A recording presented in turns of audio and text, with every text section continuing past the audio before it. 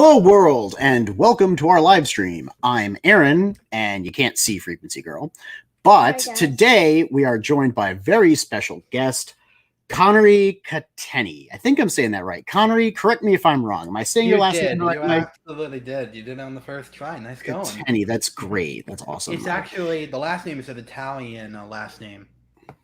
Cateni. Molto bene. All right. Yep. So let's say hello to the chat. We got Mo Biggs.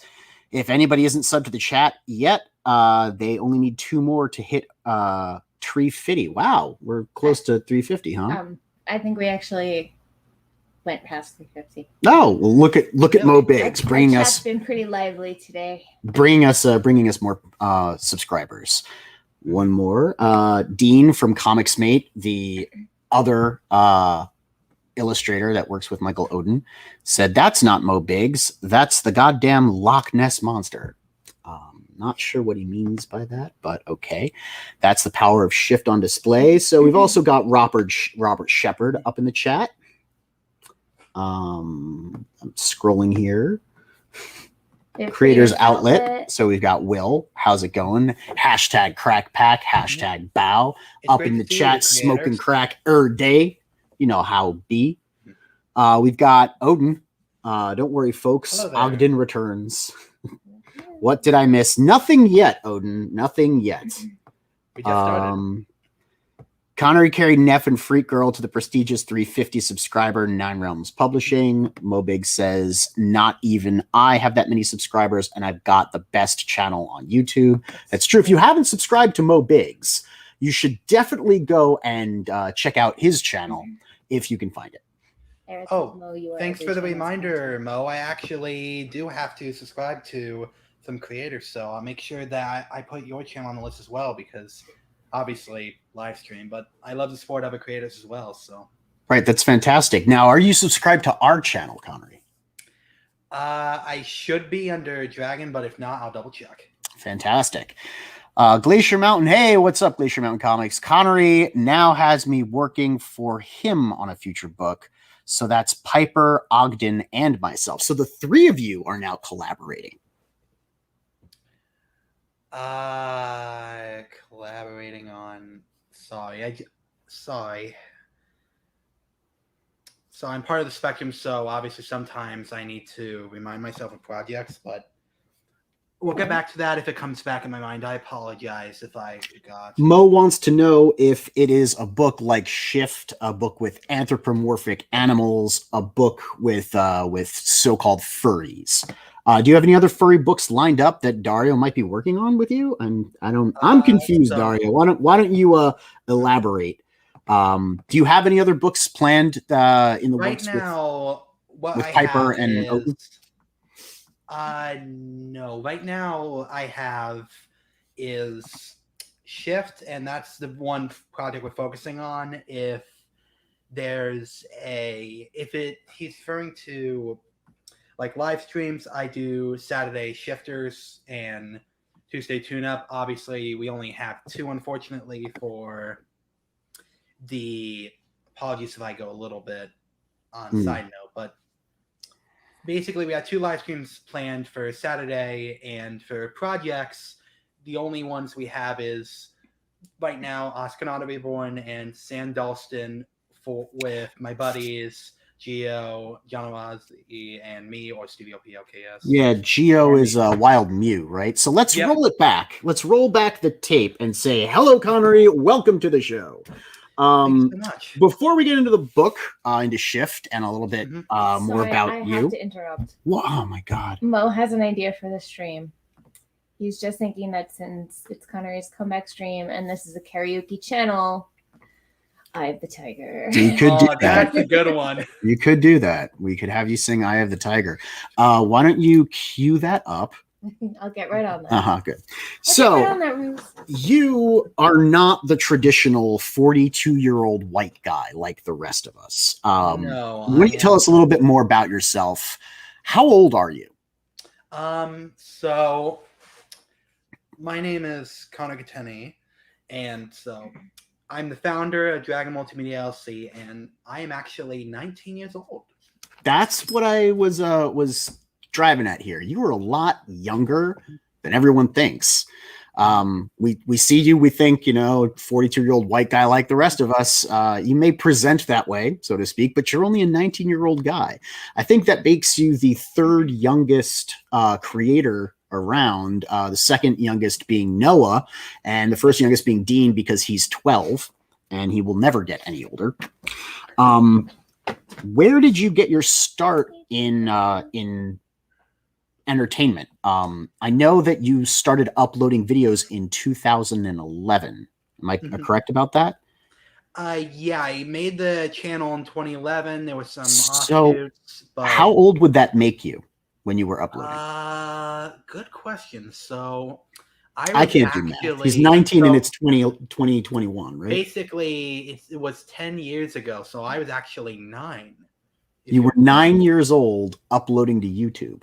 Yes, That's it was kind of actually impressive. Yeah. I grew up actually on a very different era site when Smosh, Going Orange, all those stuff were big, and it's strange to look back, especially on the old layout, because it really was a different time. So you really, you got into this very much as a minor. All right, like let's roll back the tape. You got into uploading YouTube poops in 2011. And no, not YouTube poops. So what happened was you got involved in Go Animate, right? That wasn't until 2014. So basically, if you have no idea, I started channel 2011 was mainly to watch and favorite some of. Repeat that. Sorry, you're cutting out. I said which channel? You've had a couple? Was that Connery 8? Oh yes. So Connery 8, which is now called the original Cateni channel. Yeah. It was sorry, Cateni. See, I sometimes confuse the two because the text to speech always jokingly calls it not Cateni, like Cateni, but Cateni. So sometimes I confuse the two. Sorry, spectrum thing. But one of the things that I did when I joined it was mainly offshoot videos. Like I had a lot of logo videos because I was very much into graphic design even early then. And one of the biggest things, it wasn't until about, let's say 2014 was when things started really kicking off with Go Animate, and I started having a little bit of experience with it. So that would make you 12, 13? Yeah. So at 12, you were using Go Animate to upload edited videos and 3D design. We could call it that. You were doing stuff with Sonic and Roblox. Yeah, Sonic and Roblox. Yeah, I didn't really have that much Roblox content. Ironically, there were only 2 Roblox videos I did, and that was about 2016 during the end of my tenure on Go Animate. But what would you say the main source of content that you were producing back then was? It was mainly logos using this software called Yup, I believe it was called, and it was this simple edit the text and you got a logo. It was very unclever, and yeah, it wasn't that great of content. Well, Mo Biggs, funny that you mentioned that. We're going to bring up a page right now. It's the Go Animate Wiki page, where you can find out all about the Go Animate site and the various users who uploaded content there, as well as, samples of their previous work. I think that users themselves were able to create the profiles for the wiki page. Yes. This is Connery's. Unfortunately, it is a little bit out of date, unfortunately, with some of the information, because it still thinks I'm 14. Right. Well, I But- mean, like, I don't think that the Go Animate is very active anymore, right? Oh yeah. Unfortunately, Go Anime isn't as active anymore because what happened was, quick story, in 2016, what happened was they removed a lot of the older themes, which were the ones that we were using, and they switched it to what everybody now calls the business friendly themes. Mm-hmm. And basically people like the creators like me despised it because it was just Why is that? it was a very generic style, and you could see a little bit on the popular pages. Again, it wasn't very appealing. Like a lot of the Mhm. older themes had at least a little bit of at least finesse, sort of, but obviously it was still a little bit limited. Okay. And you can actually see some of, like, if you see the first one was actually one of the old intros I did using iVope, which was that Oh, little I software I mentioned. tried. None of the videos here actually work, but you can Yeah, find them over unfortunately- on the C Cateni 28 page on YouTube. I think that the links are just broken. What on this happened was I switched channels due to something going on with my URL, the custom URL. So I switched it to a different channel, which is why you see the official, and then you see County 28, which is what I use most of the time. And what happened was, over the course of, obviously, sorry, I'm getting lost in thought at times, but if you had no idea, it was around 15 or 14, I believe it was around 15 or 16, that I moved channels. One, because it was being hijacked, because I wish. But one of the things was that the videos were being, ones that were being uploaded, I found out were being used for my mom's dog rescue, which, if you have no idea, my family runs a dog rescue called Packley's Rescue, and I like to volunteer at times. Unfortunately, it seemed that videos are being uploaded to it, and that, alongside not being able to deal with the custom URL at the time, I was just like, you know what? Here, have the channel, and I'll just have the channel. I mean, I'm done, and I just made a new one entirely. And that And- new one was Dragon? No, that one wasn't until earlier this year. But So the new one was the C Cateni 28.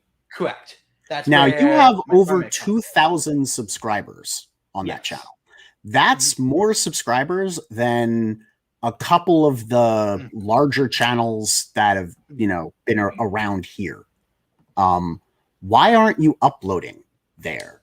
Your previous uploads are a year ago, a year before that, and a year before that. So, like, you really stopped generating the Absolutely. video content because you did put out a huge amount of 3D animated stuff and 2D cell shaded animation. Mostly it looks like the stuff that you were doing for where is it here? The Wild Animation Network, WAN, which you refer to a lot, Studio Mew, and the other projects that you were working on, like Oscar Reborn and Sandalson. Why did you stop uploading? Truthfully, it was content burnout because, truthfully, I was doing a couple of YouTube poops, but I was losing interest, and it really started to show because one of the last ones I did was completely rejected by the content. The collab owner had completely, yeah, I will, but basically, I lost interest in the content because there was a little bit of burnout. The views weren't coming as well as they should have compared to what it used to be when I was doing YTPs. And I just wasn't having fun with it anymore. And around the same time, I was focusing on my school and getting all of that done. So, unfortunately, right, but you're out of school now. channels. You're 19, right? You just yes and no. okay. I'm So you're actually still in school? college. Still in college, actually, on the side. Because let's remember, chat. He was 9 years old when he started doing YouTube, right? When he was 13, he started building a page that has 10 times the subscriber count as B-Rose. Well, maybe not 10 times, maybe 5 times the subscriber count as B-Rose. Mm-hmm. At 16 years old, this kid had, I'm sorry, I'm going to call you a kid because I'm twice your age. Oh, that's fine.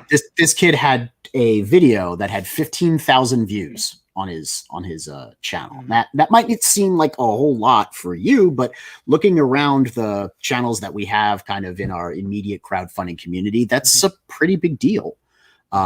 I'm just kind of shocked that so young, you were still under the age of 18.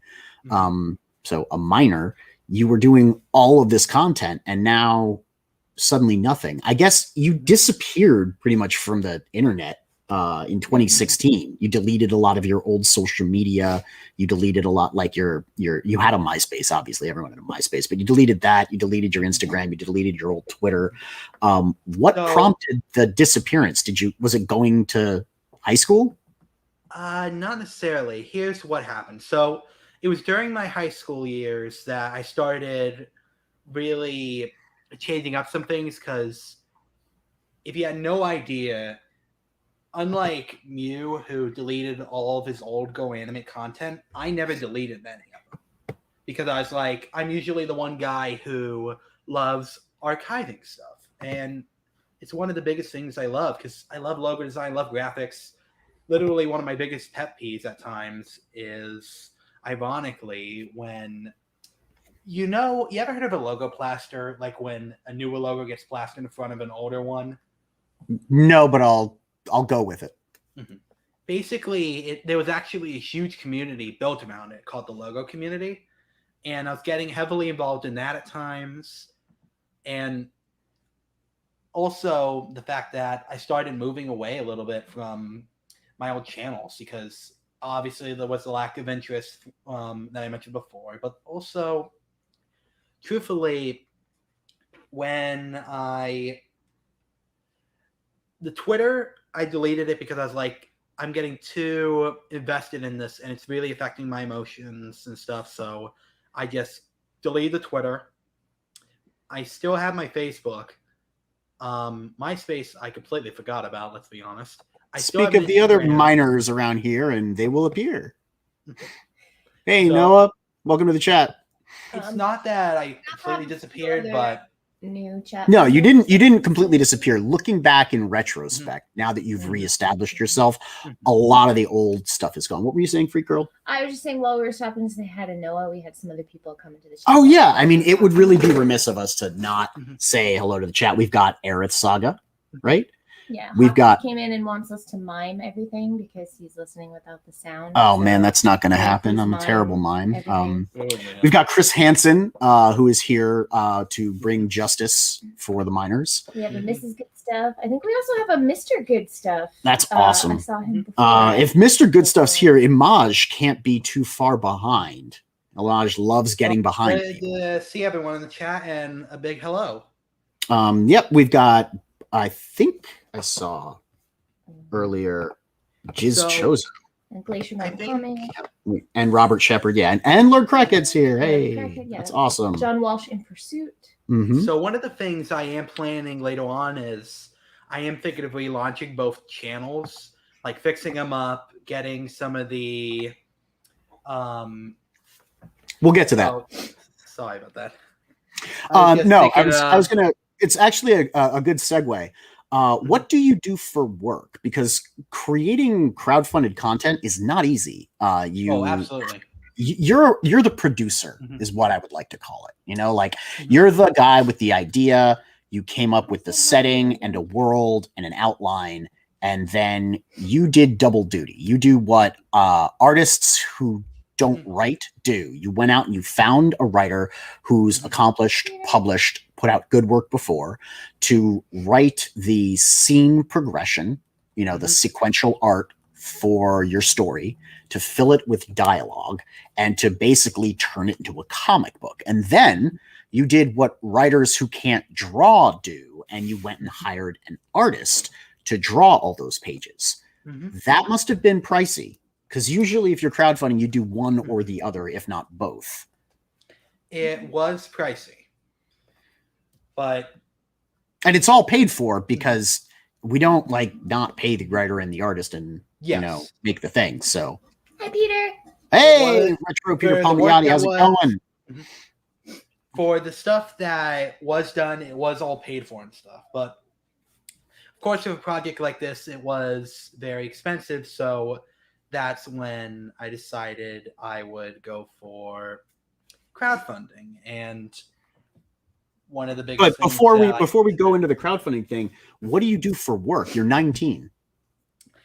So I would assume, and that's because I make dumb assumptions, that you're probably still living at home. You're probably still in school, or at least going to school part-time. That doesn't leave a lot of time to be full-time employed. At the same time, you don't have to worry about major expenses like a mortgage and a car and insurance and all that other stuff. So how are you making it work?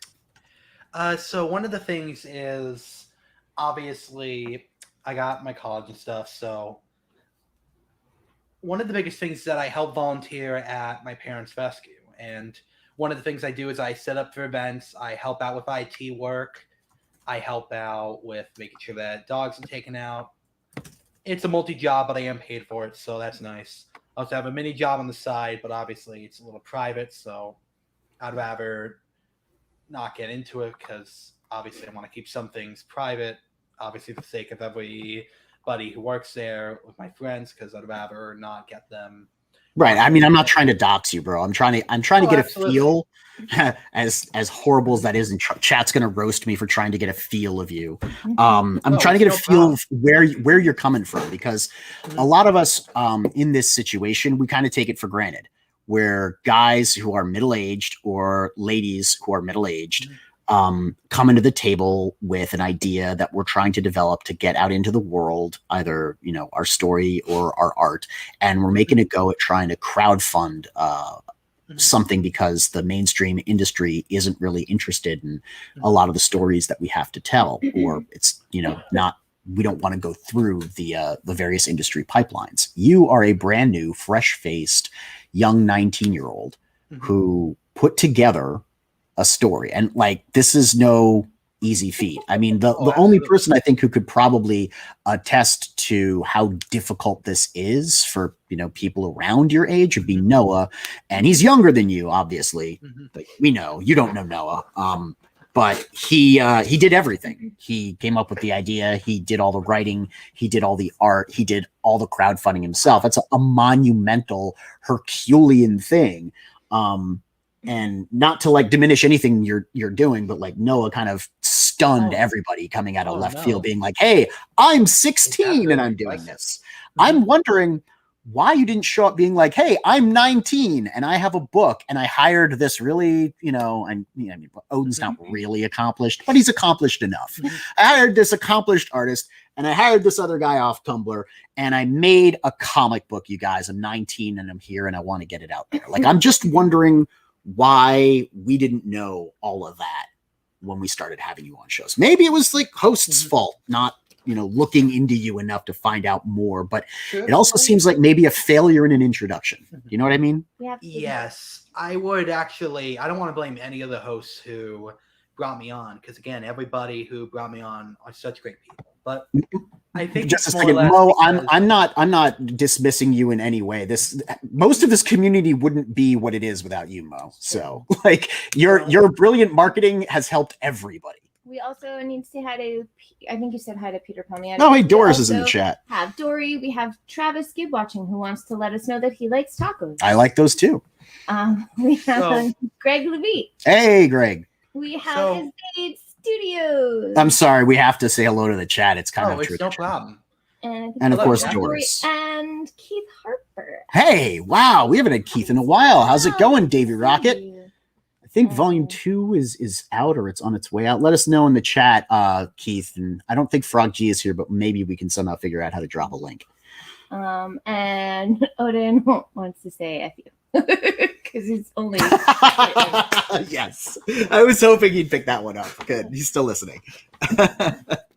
I can't help it. It's the troll in me. Eric says B Rose is not great people. You can blame him. No, B Rose is great people. B Rose is wonderful people. As I was saying, the reason why I brought up before that It's not the host. It's that if you have no idea, I've been very privatized a little bit on my life because it ever seems that since- you deleted all your social media and disappeared and then came back.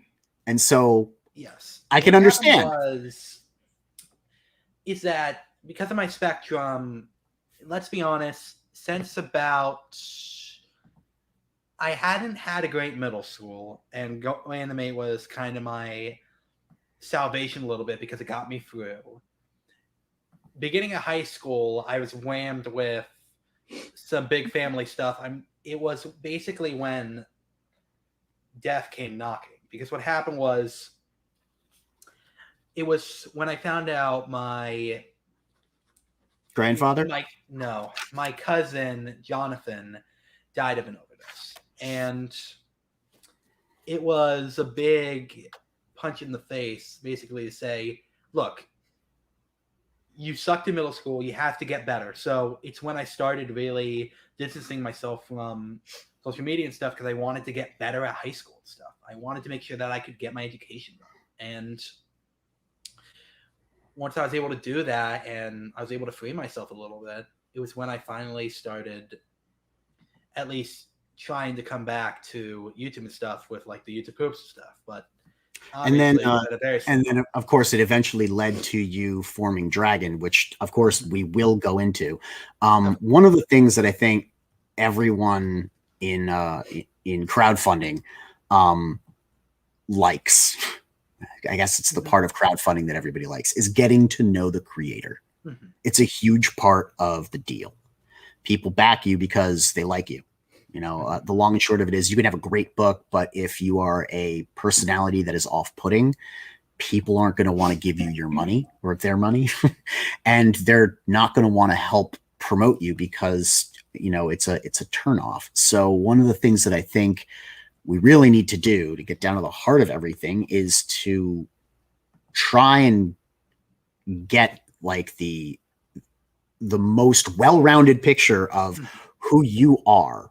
Because let's face it, there's been a lot of, I guess, like dubious information flying around. There was even an apology letter that Dragon Multimedia released to try and say, hey, we didn't really walk into this the right way. And from what I understand, Dragon Multimedia is just you, right? It's just like there's me, not yes. a staff working for Dragon. There's not multiple department heads. Just you. Not department heads. It's just me. Right. So it's you and a single member LLC, which would be you. Yes. And taking on projects and stuff and hiring other people to work with you. But when a letter comes out from Dragon, it's a letter coming from you. Mm-hmm. Yes. So it's you saying this stuff wasn't done well, this stuff wasn't done right. And so what I'm trying to do here is I'm trying to give you the opportunity to say, okay, let's start over. I got on the internet when I was 9. I'm 19 now. And let's try and figure out how you got into this idea to crowdfund a comic book from where you started. And I think you telling us about your cousin that, you know, that's the inner information that people value when they get to know a crowdfunding creator. And I can understand why, given what you went through in middle school, you'd be hesitant to give people a look inside of your life. And I think one of the big things was, one of my biggest mistakes was I was not prepared for live streams. And unfortunately, it was, looking back, there were some mistakes that I have made. And unfortunately, it really is sad because looking back, there are so many things I should have said and should have done. And unfortunately, I didn't see it until it was way too late, or I went so far the opposite direction that it really did hurt not just me, but everybody involved. So that's why I made the apology, because I don't know if it hurt everybody involved. I mean, they might say that they're hurt. It made a mess. Like, speaking as an outside observer who's also an insider, it looked like it was just a giant disorganized clusterfuck of a campaign that nobody really had the football and was running. Like, Piper launched you, you know, and that's great. That I think it was Odin that got Piper involved, but you didn't know Piper outright because you really didn't know anybody in the crowdfunding community on YouTube, right? Well, it wasn't that, because the reason why I bring it up was the apology when it brings up the mention how Can I just point out Aerith's quote? Connery, you need to learn.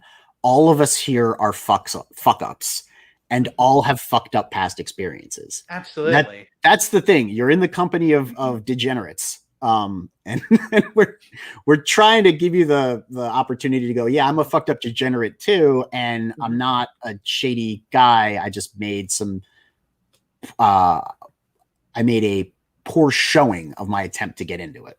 Absolutely.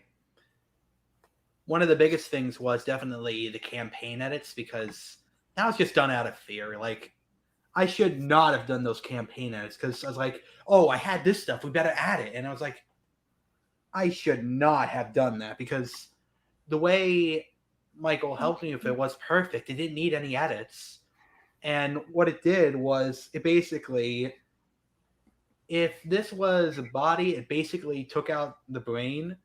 And even when I tried to revert it, it was still a screw up, because again, I still fully didn't understand what I was doing, and especially some of the live stream appearances, which Neff did not call Mo absolutely a degenerate.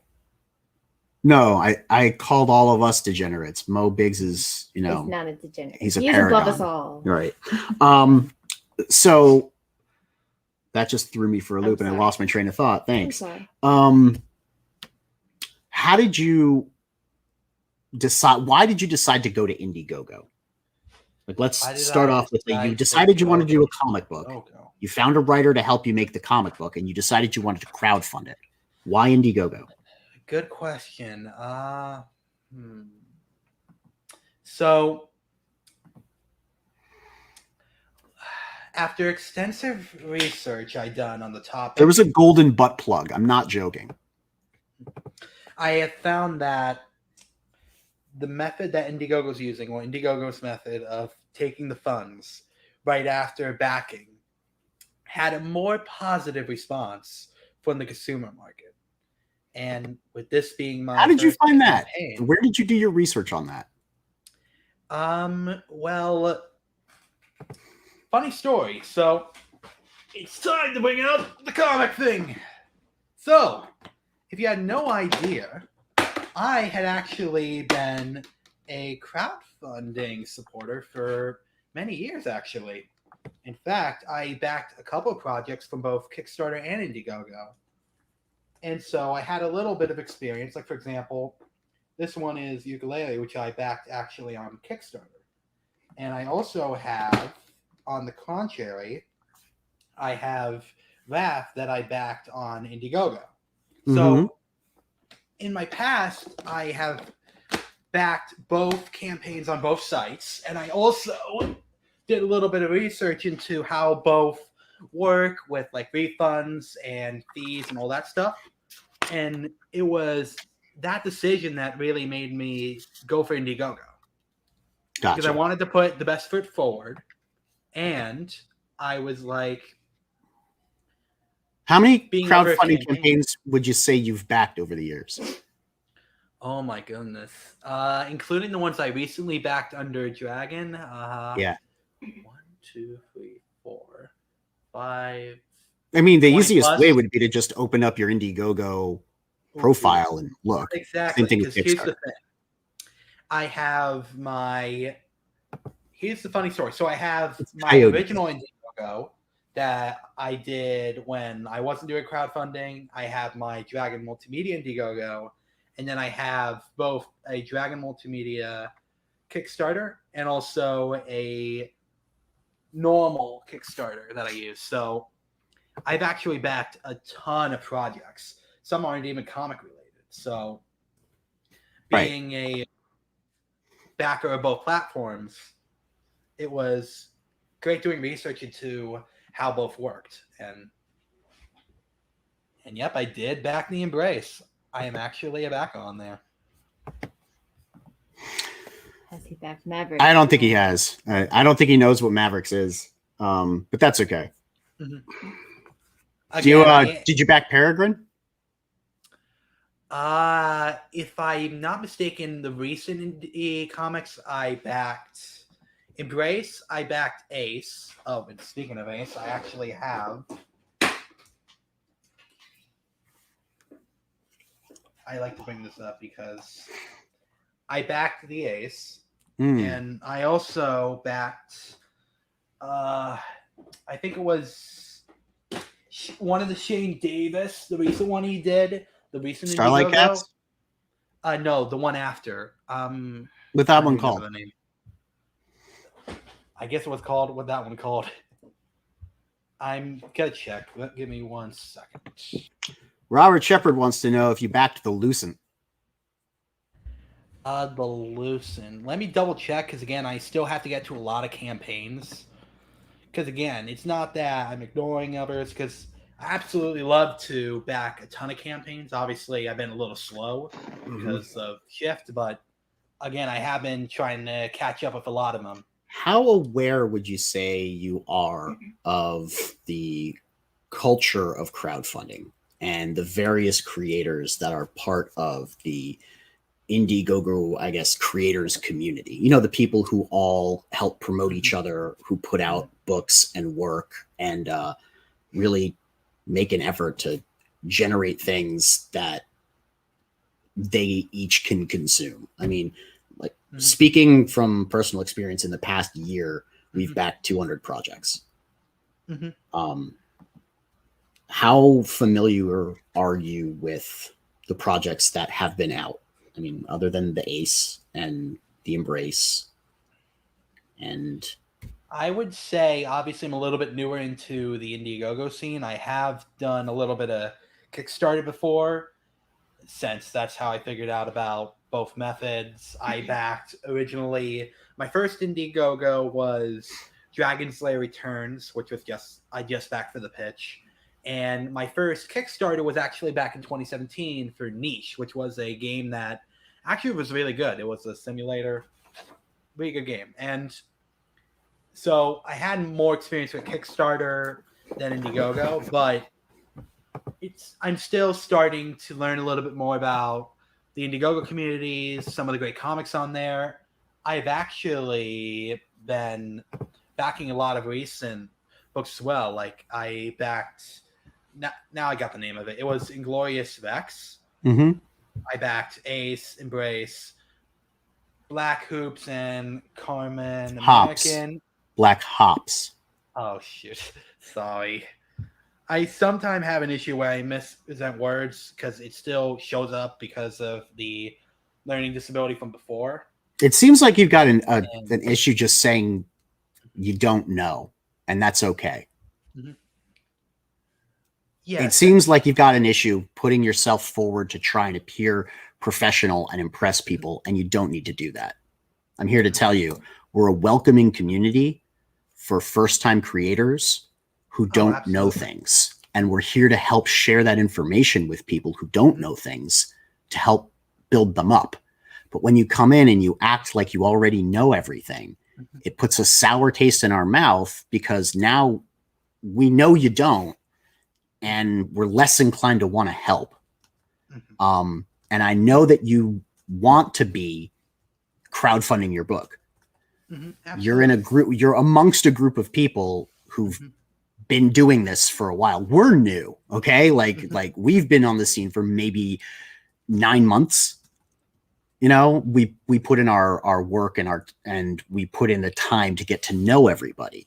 I think the problem, you know, the reason you wrote the apology letter is you didn't really know who you were getting to know.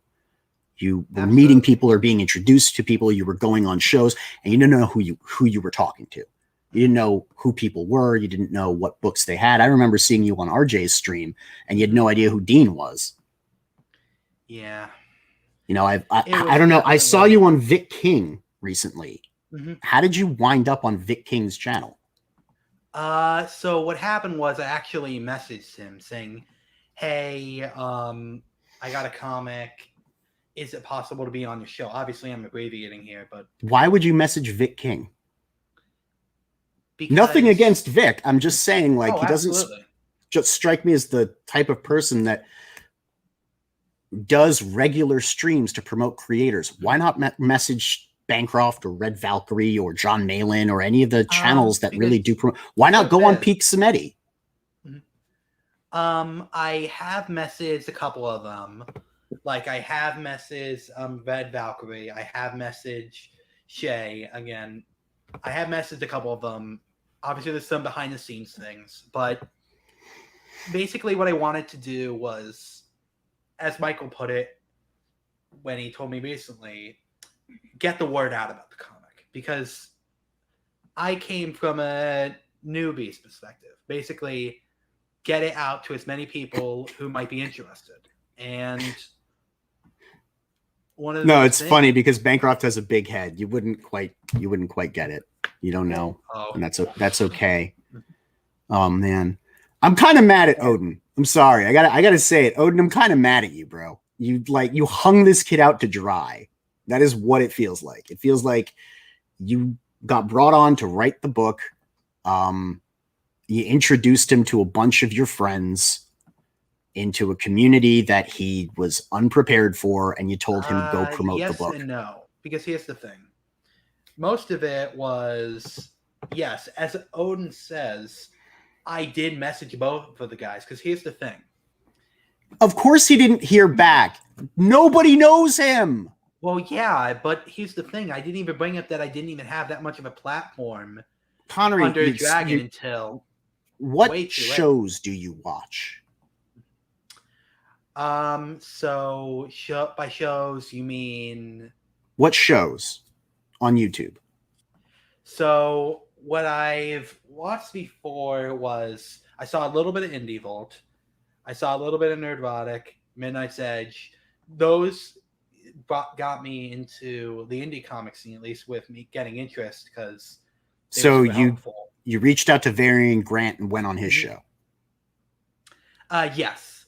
Indie Vault was the first one that I went on. Right. And from there, what other shows did you watch? Because one of the things that people smell when they talk about bullshit is someone who's just kind of coming in, promoting their book, and leaving. It's people who didn't enter the chat, interface with people, get to know them, and genuinely want to be a part of crowdfunding. Oh, absolutely. One of the biggest things was I did a lot of streams with, like I did one with Culture Casino. He was great. I did one with Black Rose, which again, that stream wasn't as great at all because. Had you ever watched Black Rose before? A little bit here and there, but not as much as I should have needed, unfortunately. Because if you watched Black Rose, you would know that the show is. It frequently goes off the rails. The TSS is just kind of, it's B Rose's show. They're there to have a good time. They're there to just be unprofessional and relaxed. And they do more with the chat than other channels, which is why people watch them, because the chat likes to get involved. I have not seen Dragon Multimedia in any chat. I mean, maybe I think I've seen it twice. I haven't seen you around the crowdfunding scene hitting up people while they're live.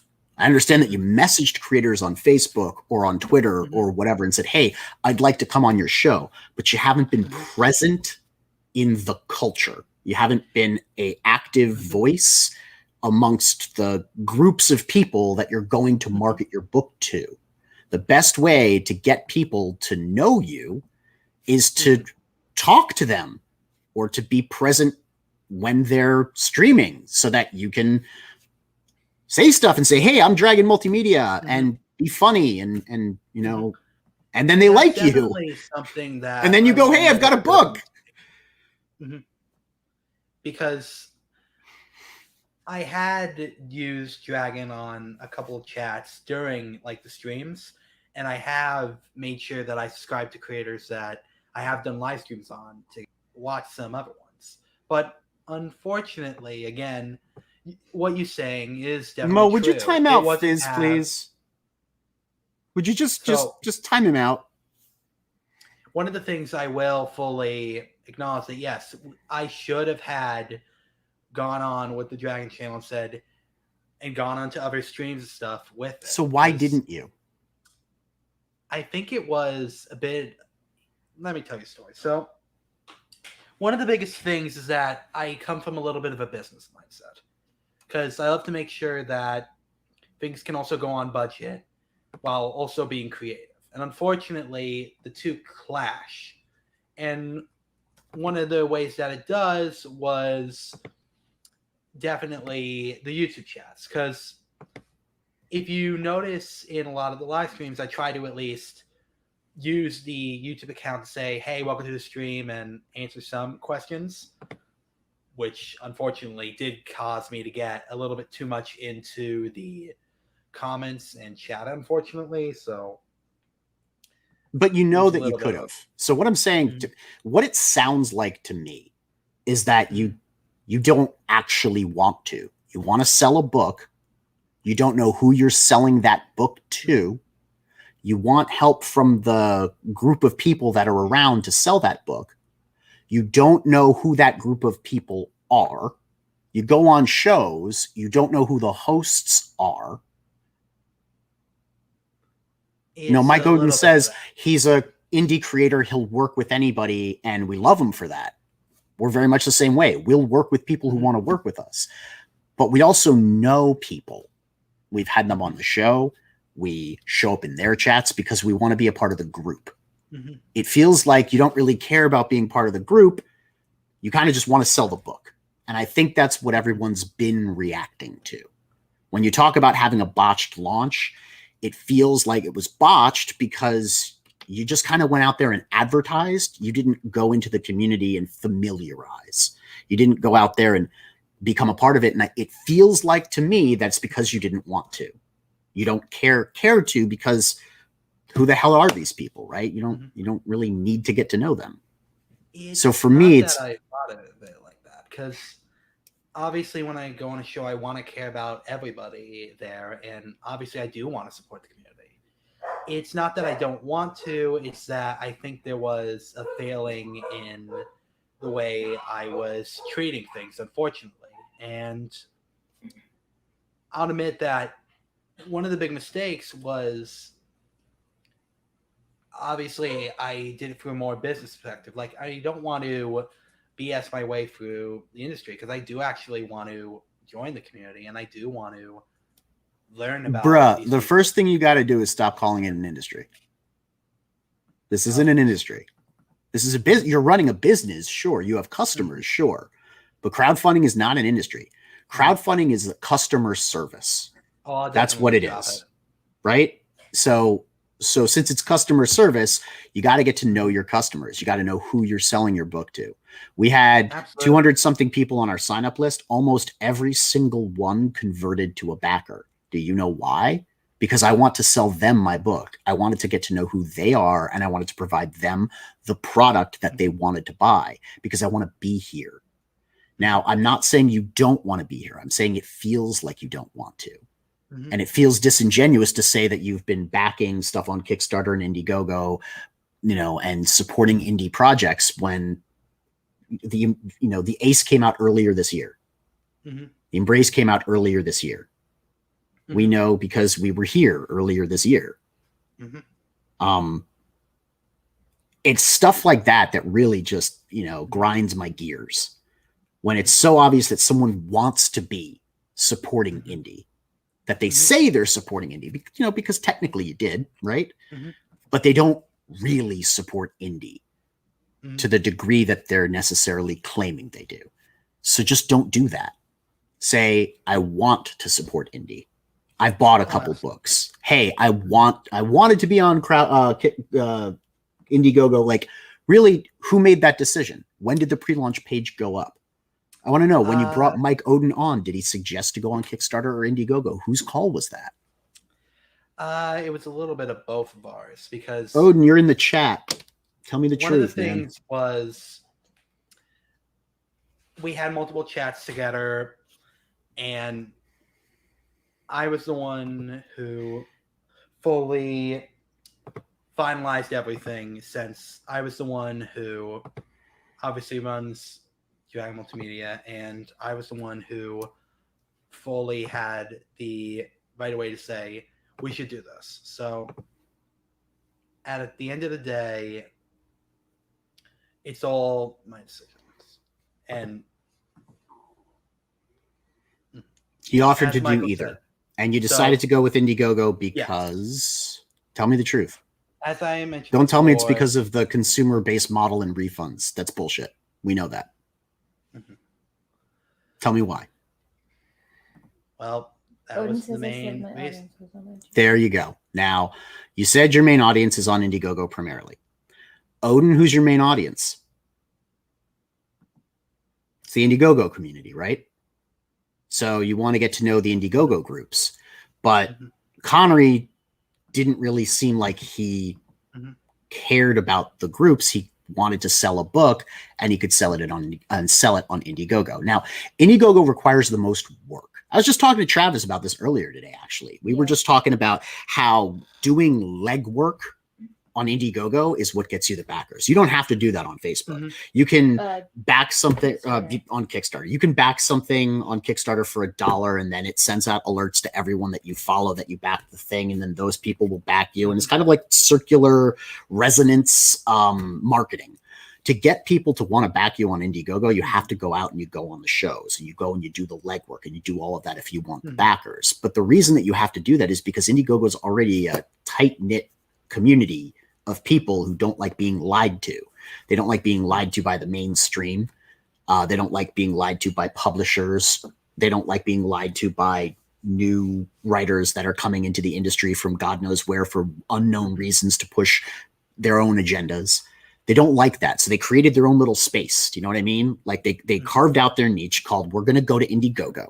This is where we're going to be. We're going to do our projects over here. And they have fought and gate kept that community from people trying to come into it and kind of exploit that community for their own purposes. That's why you issued this letter. Do you understand that? Yes. Right. So looking at it, you wouldn't have had to issue the letter if it wasn't true that you didn't become a part of the community. You have to ingratiate yourself to the people around you and become friends with them before you expect friends to do you favors, right?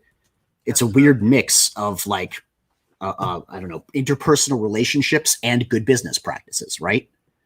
So you had the business practices down, but you didn't have those interpersonal relationships, and you sought to come into the community without being in pre-launch for a long time and giving people the opportunity to get to know you.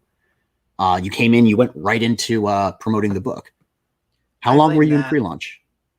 I would say, if I recall correctly, either 1 to 2 months.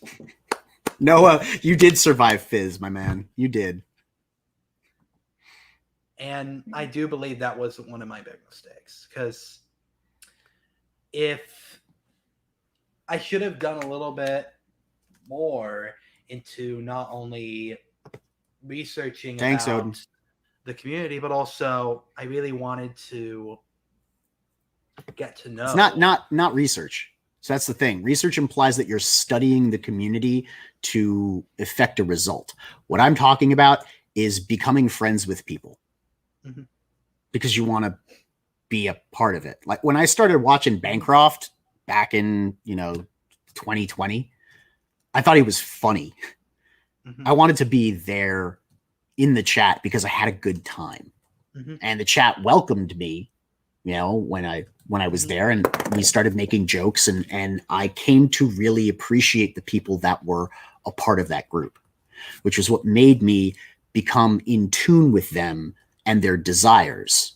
That's why, like, when I listened to the show, the chat, we changed some of the things on our campaign because what we were doing was, they had insight into, well, this is really what we want. Okay, well, will you give it that? We'll give you that, because we knew who those people were, and we'd spent enough time around them to know why we should care what they want.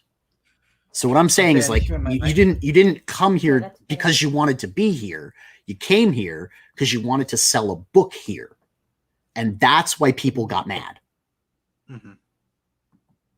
So the question is, Connery, do you want to be here? Like, are you down to hang out with everybody and like kick back? You're a 19-year-old dude, like we're all 42-year-old white guys. Because truthfully, I do actually want to be here because... Speaking of 42-year-old white guys, Because if chemo. you have no idea, if the reason why I brought up Nerdlogic earlier was that he was the one who helped introduce me a little bit to people like Culture Casino and introduced me a little bit to it. And I really do want to help bring some of the great times I've had with him on like member streams and stuff to other people as well, because I want to not only sell a book, but also be a part of the community and actually learn about why people are who they are, like what their experience was in comics. Because again, I mean, yeah, that's valuable information, but I'd rather just laugh at Bancroft telling that he's got a funny looking forehead and, you know, be absolutely have fun in his chat. That's entertainment, you know, like that's the chat is where yes, it's research for people or whatever, but I enjoy talking to these folks. Like I was just at Kineticon, right? You know, I told you that, I mean, you were supposed to go, but you didn't go because you didn't have anything to sell. We talked about that. But I got to meet Phoenix for the first time. I've been talking to Phoenix for 9-10 months now. You know, I got to see his nipples. You know what I think I missed that part. No, it was on the stream. Everyone got to see Phoenix. Phoenix's nipples. He was standing under the air conditioner. That's just, it's a thing. I missed that part. I was just there. Then of course we went out to dinner after I got to see Phoenix's nipples. But the point is that this is life. This is culture. This is what we do. It's what we do for fun. It's who we hang out with. These are our friends. We like having friends, Connery, but when people show up and they act like they know everything and kind of bullshit us, we don't really want to be friends with them. So do you want to spend more time in the chats getting to know people and saying dumb shit and joking or, you know, goofing off and joking around? It seems like you have the experience to do that. Like you and It's a Wild Mew, you guys are pals, right? Absolutely. And from like all of your time when you were doing Go Animate, you have people. I mean, there's a list of people that you've credited having worked with and been friends with in the past through Go Animate. I think something happened. You know, I'm speculating again. I think something happened where you put a wedge between yourself and that group. And then all the social media and stuff got deleted and everything, and you went through your personal whatever. And then you came back. So if that's not the case, if you didn't decide to, you know, stop uploading to your 2,000 plus follower channel, then I can't imagine a reason why you would be hesitant to get involved in a community of people that are trying to have fun in comic books if what you want to do is have fun in comic books. It's an experience. But that's how you get experience. You go and have fun with the people who want to have fun in comic books. You go into into a Shane Davis chat and you just hang out and come up with the idea to make a book about dwarves versus lions because you flub your first appearance on his show. You know what I mean? And then you turn that into solid fucking gold because you want to be here. Okay. So read that out for me. When fans see creators in chats having fun with the rest of us, we're more likely to back these creators over ones that are just selling a book. And this is why we smoke rocks. You know what I mean? Because we're all down to hang out with each other and have fun. This is why I spend more time on YouTube than I do anything else other than working on my book and going to conventions. Like it's I can't believe it. It's a lifestyle, isn't it? It really is. I don't know what Odin is it. The footage. Oh God, I don't know what that's in reference to, but it sounds very ominous. And everyone's saying Neff survived Phoenix. I did. Oh, they're talking about the nipples. See, if you watched our stream, you would know that I was live streaming at Kineticon and I was talking to Phoenix and Phoenix's nipples were poking out of his shirt. It's just an inside joke. There are millions of inside jokes from this group of people because we want to be friends with each other. I mean, occasionally we get a creeper like Fizz and people decide that they don't like having that person around. I don't want you to be a Fizz. if you're genuinely interested in being a part of a community like ours and hanging out and having a good time and making a book that we can get in excited by, I don't want to gatekeep you out of it. I don't want that to be what we're all known for. But the reason that there is such strict gatekeeping around here is because people have tried to exploit the community in the past. They've tried to come in and sell their wares and grift. People keep using the hashtag, right? They've come around and they've tried to grift. Grifters. And so we're all a little bit on edge about that kind of shit, and you can tell if someone's authentic and wants to be there, or if they don't and they're just kind of selling a book and then moving on. So Mo is disappointed. Is he gonna sing "Eye of the Tiger"? All right, disappointed. All right. You have not used Connery poetry to decide. Connery. Yes. Next weekend we're away at GamerCon. Yes. I promised Will and RJ that the weekend after that we would be hosting karaoke. Will you make a commitment to me and the chat that not next weekend, but the weekend after, you will be free Sunday night around 8:30 Eastern to come on karaoke and sing "Eye of the Tiger"? Yes. I'm absolutely committed to doing that. Fantastic. You heard it here first, folks.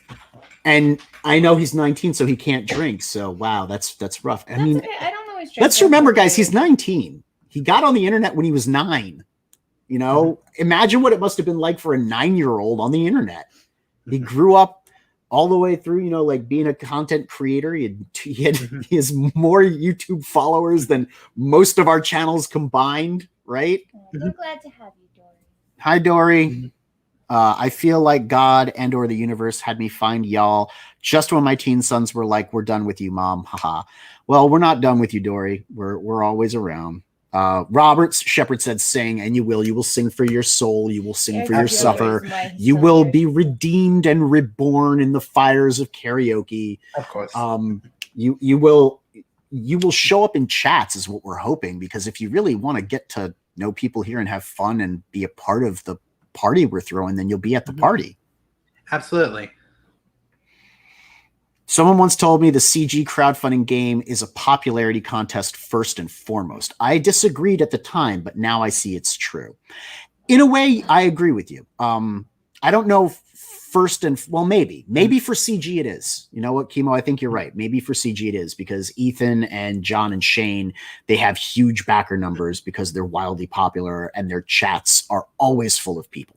Of course. But there are those of us that, we don't have the largest sub count. We don't have an enormous chat. We're doing pretty good right now, but we have dedicated friends that we're dedicated to, and the authenticity of that, I think, makes us popular and makes all, everyone who's doing this popular enough to be, believable for bad. Like, you can trust them. Do you know what I mean? Words aren't my friend right now. Mr. Twister. Hey, Jake. Speaking of people on Indie Volt, right? You know Jake Twister? Jake Twister. It's okay if you don't. It's okay. Just say you don't. It's fine. You don't need to pretend that you do. I don't believe so, but does his name sound familiar? Yes, a little bit. Well, it's because he was in the previous Indie Volt Revolt. He promoted the heck out of the previous Indie Volt Revolt. He's one of the reasons that it was as successful as it was, to the point where they're doing a second Indie Volt Revolt. And he'll tell you no, it wasn't, but it's true. He was. He came on our show. He came on a whole bunch of shows to rep Indie Volt Revolt. He was tweeting the hell out of, Indie Volt Revolt. Because he's been here forever. He has a especially, I guess, dedicated presence on the Indie Volt channel. That's the other thing is, like, you said you like Nerdrotic. So you hang out in Nerdrotic's chats, right? I mean, do you watch his live streams or do you watch his videos? I actually hang out a lot on his live streams. It's not under Dragon, but it is under the Sikani28 account, actually. Yeah, I know what that's like. We don't, when I'm hanging out in streams, I'm not hanging out under the Global Frequency name. That's not the name that I go by in the chats. So I understand what you mean, but like, people know who I am, and they've associated my brand. And it's not recommended that you have 2 different accounts. I've had plenty of people be like, yeah, it took us forever to put together this plus this is you. So it can be, a hard. Your other account, is that C Cateni 28? Is that what you use, or do you have a different YouTube channel? I use the 28 for like comments and stuff. The official one is the older one. And then there's also Dragon, which Dragon's for the business stuff where we post like trailers and stuff. And we also like to post live streams there as well. And then the other 2 are unrelated because they're not the same as the business, but I am willing to change it if necessary to start. So, if it doesn't. So when you're watching a live stream and you're watching Neurotic live stream, what account are you watching from? The C County 28 one. That's my current account. Right. So we should be on the lookout for C Connery 28. I'll post it in the private chat. Yeah, and then post it because we want to know who you are.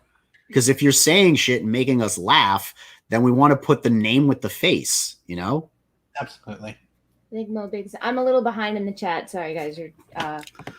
Mo says, I have 2 accounts, but they're both Mo Biggs, and I will only ever use the other account if Bancroft takes my wrench, because that account also has a wrench. And Kibo says, Mo with the 4D chess. I think it's true. He probably does have 2 accounts and showed up one day and was like, where's my wrench? And Bancroft just gave him another. Subscribe to Connery's YouTube.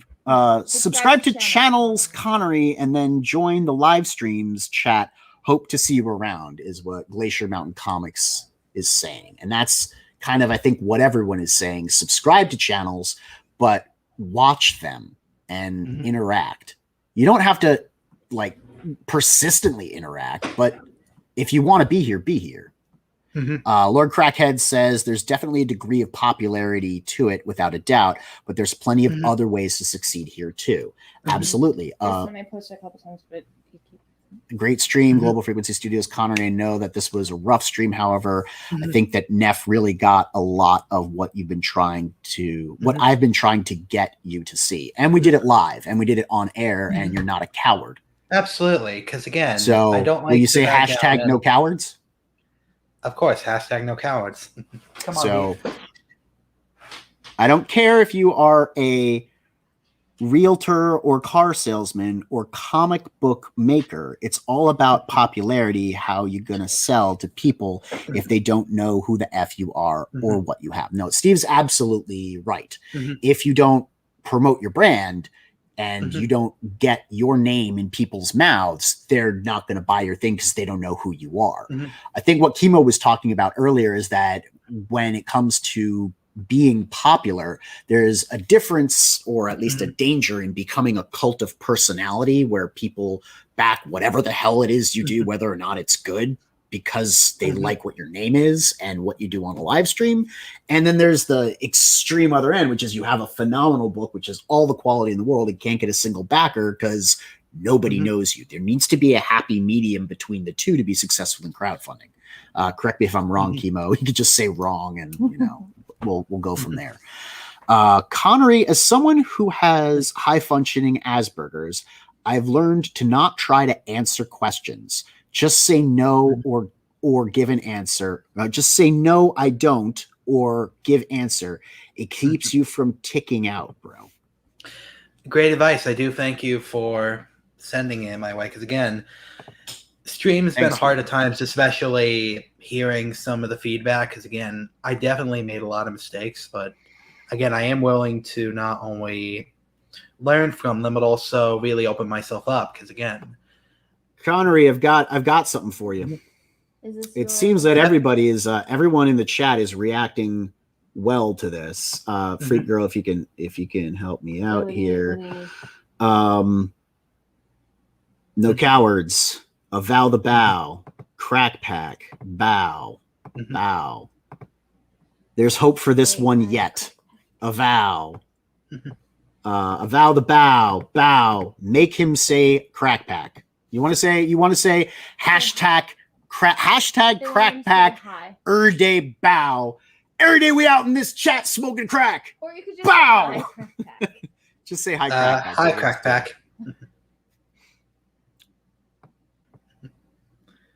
Connery, you can turn this around, is what Miss Good Stuff says. Absolutely. I do thank you for the support, everybody. Again, I feel like, there's a lot of mistakes, but I'm absolutely willing to learn. I'm willing to right my wrongs and actually really, because again, everybody screws up, but I feel like, again, I really am happy with all you guys actually coming back to support me and actually say, we want to give you another chance. And that's why I'm super happy. And I do want to thank give you a chance so to much. People who want to be real. Just remember that. And the thing is, like, you're not going to get roasted for not knowing shit.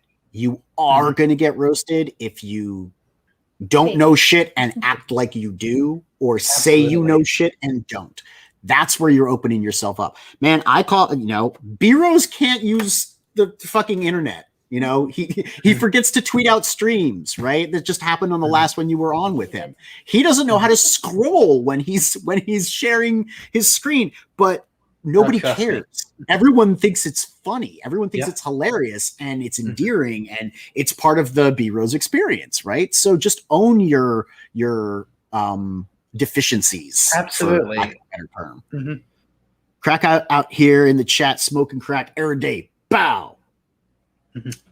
B-Rose says, I'm a fucking idiot. Well, B-Rose doesn't even link in descriptions. It's true. And he doesn't go back. And it's very true. He doesn't link in descriptions. Oh, trust me. I remember making some mistakes before in the past as well. So funny story. So it's at the beginning of the campaign. So we were planning to do the launch party at this comic store. And what happened was the internet wasn't that good there. So nobody was able to join. Like, nobody. So I had to rush back home and delay the stream for an hour, which wasn't great. And then the campaign wasn't launched, which, again, big mistake. But when we finally got on air... Was this the one you did on Piper's? Yes, it was the one that stream was well. three fucking hours long, bro. I couldn't watch the whole thing. You can't watch any. I can't watch anything. All right. Lord Crackhead says, you're young yet and you're learning, and this corner of the internet can really help people grow as creators. We just want people to be real with us. When we smell BS, we pounce. Yeah. Or I would also say, yeah, we pounce, but then we scatter. And there's nowhere for that, the person that kind of like turned us off to go. Like suddenly your support will vanish. There will be no audience. People will not want to be a part of it because, but I'm beating a dead horse at this point. Dora says it was one of those movies where the divorce papers are here, but then it's all action and boom, no divorce, like Die Hard. Haha. Die Hard was a Christmas movie. I had some other questions here about storytelling and stuff like that. Do you feel like you want to talk about Shyft at all? Sure. We can talk about it a little bit. We can go for 10 more minutes. Otherwise, everyone's going to lose interest. That's fine. All right. So you're not really a big comic book nerd, are you? A little bit, but unfortunately, it's gone away a little bit. So I'd say, unfortunately, none of the modern stuff. Most people that love comics, so I'm not saying you don't love comics because you very well might. I need the answer to this question. Most people who love comics can tell us the name of the comic book that they read that like, and you fell in love with comic books. For me, it was Jim Lee's X-Men #1 and Todd McFarlane's Spider-Man. I read those. I'd read comics before. I read those. I was sold. Oh, absolutely. What's yours? Mine was actually... It was Sonic the Hedgehog issue 250. It was a milestone. That one was one that got me back into comics. And it was a fun read because, again, when I was very young, I read a little bit of the Sonic comics since back in the day, my dad had used entertainment, especially comics, to get me to learn a lot of reading and writing skills. Since due to being on the spectrum, there was a lot of learning issues I had since I was a child, and that included a lot of speech issues as well. So the fact that I'm this good at talking is actually impressive because it's something that I had to really overcome. So it's funny, Mo Biggs, did you know his artist works on a Sonic project? Really? Yeah, your artist, Reggio, or Rigo, rather. Rigo. Oh, bingo. Yeah. How did you find him? So what happened was I was looking for various artists, and I kept either getting ignored or they didn't know who I was, and they never replied. So the first one that really replied was Ringo, because I found his art, and Yes, I'm not interested in Sonic Shoe. Sorry, I don't know how to it was say. a I don't know joke. how to say it. SEA3ON. What is that? SE3 what? SEA. Oh, season 3. Yeah, It's, season 3 of the Sonic the Hedgehog thing, right? That was what Rigo did. Like one of the most he did notable a fan credits. comic for that was actually season 3 of. It's an animation. It's a fan comic, and they're doing an animation actually right now. It's season 3 or fan made season 3 of what was going to be season 3 of the animated Sonic Sat AM show. I just looked the dude up, found his link Mhm. tree, and went through the whole thing. So I found his deviant art. He also did a little bit on Sonic the Hedgehog Online, which that one was a fan-made revival of the first era of the comic, where it was, how do I put it without sounding a little confused? So with this one, it was a fan-made recreation where it was before the reboot. They never did they did 2 reboots. There was the one with Archie where they rebooted the timeline, and then there was the second reboot by IDW. This one was before the first one, and they continued the story that they were setting up from there. And Bingo was also featured in IDW Sonic, and being somewhat of a collector.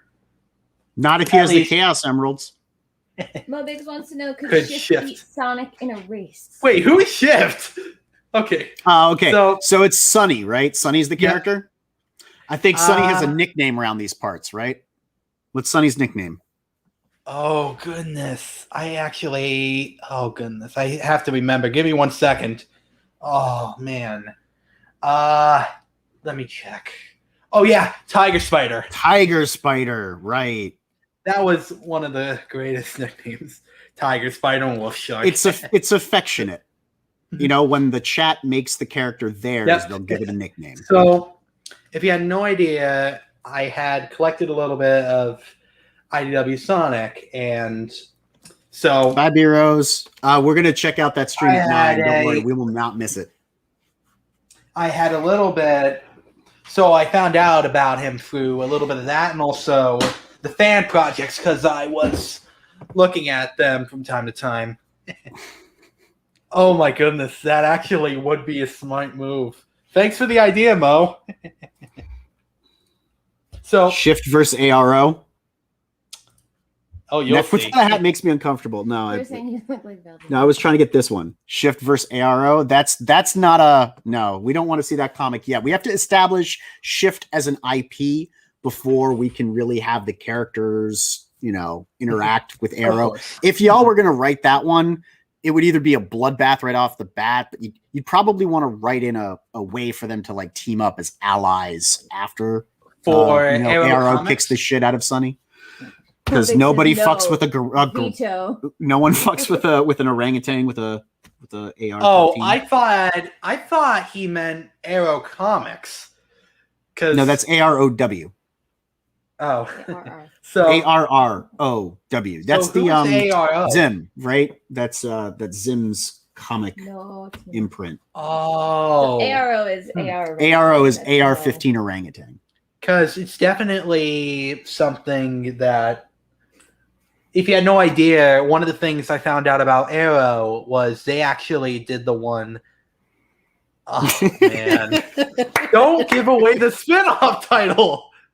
So one of the fun things was that I had found out that Arrow also did a little bit of Tales from the Aniverse. You ever heard of it? Yep. Yeah, Randy Zim's imprint. Yep. So I was thinking on the side potentially for a spin-off idea. I was mentioning to myself, why don't we do a Shyft version of it at one point? Obviously not now because we are focused on getting the comic done, but again, it could be great material. You have a bunch of other projects too, right? Mhm. That you want to produce. Now, I know that you're working on Sandalson with That one with Geo, a Wild Mew, right? That one is mainly Geo. He's doing most of the animation and stuff like helping that. Produce it for him, or what's your involvement? I'm helping with advertising. I help out with some of the creative decisions. I'm also a little bit of a writer on the project. A little bit of a writer, the way you were a little bit of a writer on Shyft, or more of a writer than a little bit of a writer on Shyft?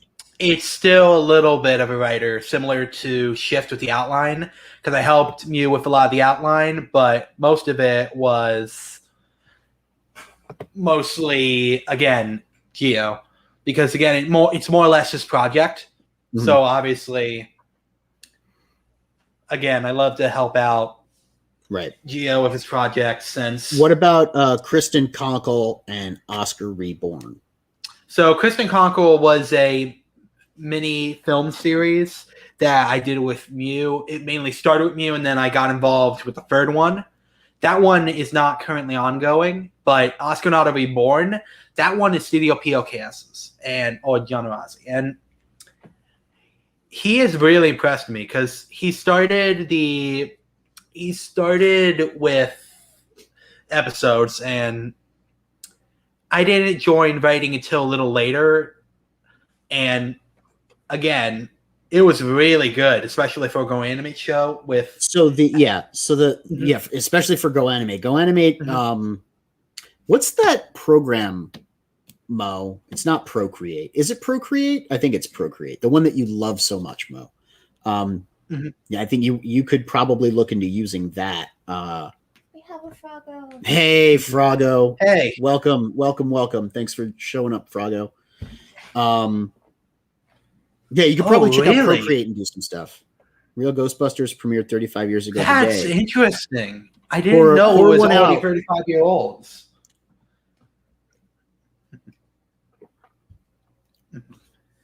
So Studio Mew, that's Geo's company. Yep. You're kind of helping him out with Sandalson. Yes. There was the WAN, the Wild Animation Network. Yes. That's yours though, right? Technically, I somewhat own it. It's a half and half deal, basically. Now, is it an LLC or what? No, it's a brand. Okay. The LLC is Dragon. So yeah, all of these things that have logos and stuff, they're either companies or they're not anything. So Dragon is an LLC and it has a logo. Yes. Which people have been commenting on. WAN, right? That's not actually a company that has a logo, so it's like a group that's doing stuff. Yes. And it's you and someone else working together. Is it active? Yes. Me and Geo have done productions. Sandalston is WAN, and also Oscar Reborn is WAN. So WAN is you and Geo together. Yes. Okay, so you and Geo are WAN, and then Geo has Studio Mew himself, and you have Dragon. Got it. So I'm trying to figure out the interaction of all of these companies, because when I was looking through the LLC company registry to kind of figure out who owned what, I didn't find anything for WAN, which is why, because it's not an LLC. Yep. What about West Corps or TV West? That was the original name for Dragon. Yeah, okay, it was the original name. It's dead. So it originally was going to be animation, though, right? Because originally, I don't think any of this was going to be comics. So Shyft was never going to be animation. When I started working on it, it was doing that? Wow. How is he doing that? That is amazing. They're Wow, all mystified. Frog that is G. amazing. Sorry, we completely derailed everything because I was just mystified. This is sorcery. Wow. This is on the level of like Trying Mo some Biggs sort of timing me out on research. my own stream. This is I Wow, don't know how that you did is. that. Yeah, that was impressive. Yeah, so originally it wasn't going to be comic books, it was going to be animations. And that's coming out of the Go Animate background that you have. Yes? No, Shifter's never going to be an animation. No, not Shyft. West Corp, TV West. The idea with it was going to be the ownership company of everything, similar to how Dragon is. So it was going to be a holding company. It was going to be an S Corp, not an LLC, Yes. not a C Corp. Yes. And you never registered the LLC for West Corp. No, because by the time I was registering for an LLC, I found out that Dragon Multimedia was open, so I went with that one instead. Have you considered casting Connery as David in the live-action adaptation of The Embrace? Dude, that's not funny, Mo. Oh, man. No, it's very funny. Look at me laughing. Frog G, is the plot... Is this the plot of your comic, discovering the dark art of upside down text? Well, see, okay, it's not that surprising. He's a frog. Yeah, but Mr. Twister says, "Ha ha ha! We all see now." Well, Jake did it too. I don't understand. They know the secret ways of the horse. They do. That's terrifying. Yeah, It's contagious. you're gonna have to stop using this sorcery. It's distracting. So Dragon's gonna be it for you now. Yeah. Yes. Are you gonna try and make comic books like Shyft full time, or do you have another plan to make money? We're looking at doing it full time. Who's we? Well, mainly me and the LLC. So the idea But is you are the LLC. Yes. So one of the things that I do, and I'm bad at it, is I say we a lot because I'm talking about global frequency. But we is 3 people minimum. You and Dragon are the same person. So you should do us a favor and start trying to say I more, because a lot of people got confused when you were saying we. They thought you meant you and Piper and Odin. Because it gave off a weird, like, people did not understand that y'all were not in a company together. You know what I mean? Yeah. That's if definitely you say something you can I'll make say sure I work we, on. you can say we, but goodness. it requires you to be a multiple. Unless I give up, man. Just somebody curses. time Jake out. Oh no! I don't think that's gonna happen. How are they doing this? My head hurts. I love you, chat. You guys are amazing. Look at Peter.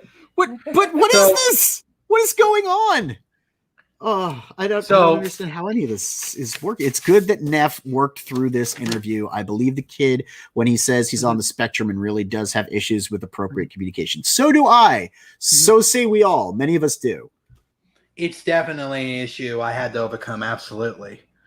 Because trust me, especially during the early days, I had trouble with S's, R's, TH was a definite issue, and trust me, I'm shocked I'm able to speak as well as I am right now.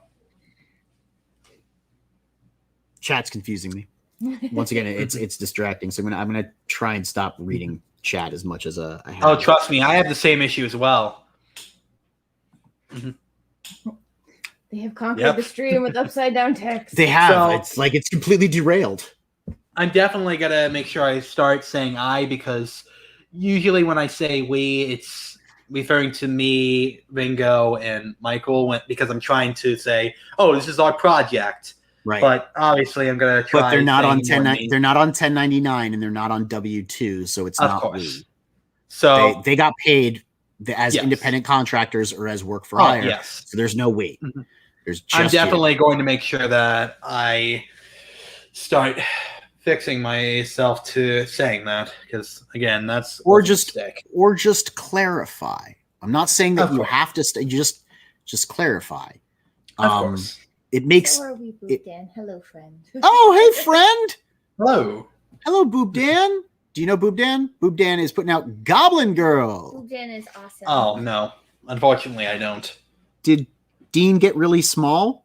Well, I mean, Yeah, I mean it's appropriate, right? Thumbledina. Do you remember that? Yeah, We're bringing back Thumbledina. Thumbledina. Frog G says, can I click this? No, because it's my job. You saw it here. He just threw a pen at me. I did. I beat horses and I throw pens at Freq Girl. Looking for dark fantasy adventure? Friend, here's one with a couple points of interest. Yo, we're going to have to make something about like Goblin Girl's nipples are pointier than Phoenix's or something like that. I don't know.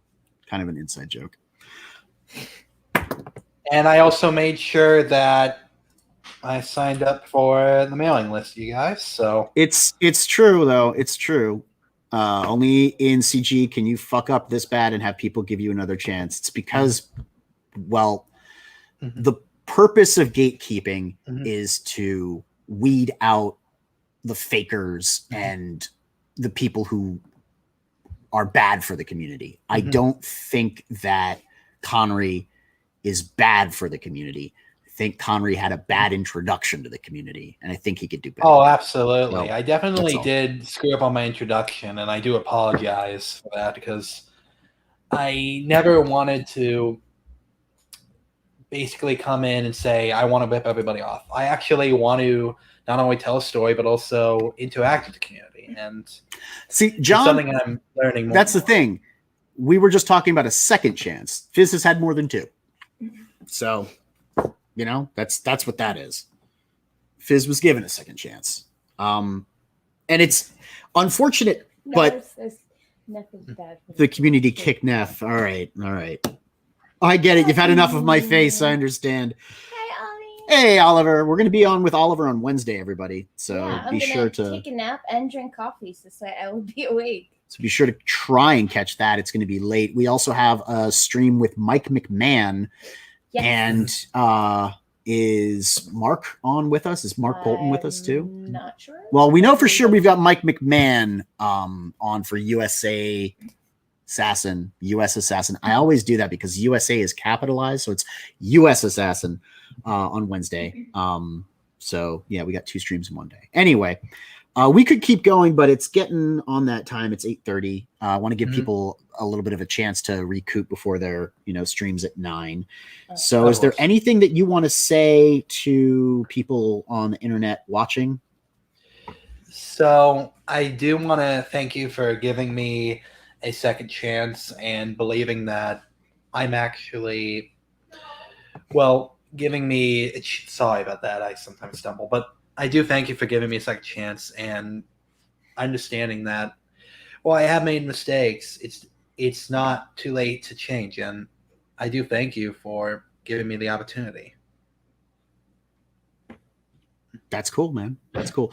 Where should people try and find you on social media? Is it all Dragon? So it's mostly Dragon other than the YouTube channel. I am planning on relaunching both the official and Cateni 2.8. I'm officially looking at relaunching them and fixing them up. And you'll probably see some changes in a day or two, maybe even a trailer or two. And I'm going to start trying to integrate it a little more because I do believe, again, the separation of the two was a big mistake. So I'm going to try to start to really hone in a little bit of basically making sure that I can combine both Cateni and Dragon in a way that I can actually interact with the community a little more and also make it so that they know I'm the same person. Appreciate that, Chemo. I don't know if that's true, but I'll take it. So, well, I'm sure Connery will make more appearances in the future on some other channels.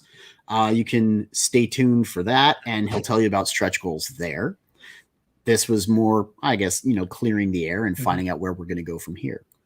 Absolutely. That's going to be it for all of us. If we cyberbully Bancroft into getting this guy on the show, the campaign has a chance. Mo, that's true. I don't know if you want to take that step. I don't think that I'm necessarily going to go push Bancroft to have Connery on. But hey, if that's what the chat wants, that's what the chat will get. for the rest of us here at the Global Frequency Studios, that's going to be here. that's going to be everything. Don't forget to like, nodding from subscribe. I think we're at 350 now. We should do something special when we hit Yes. 400.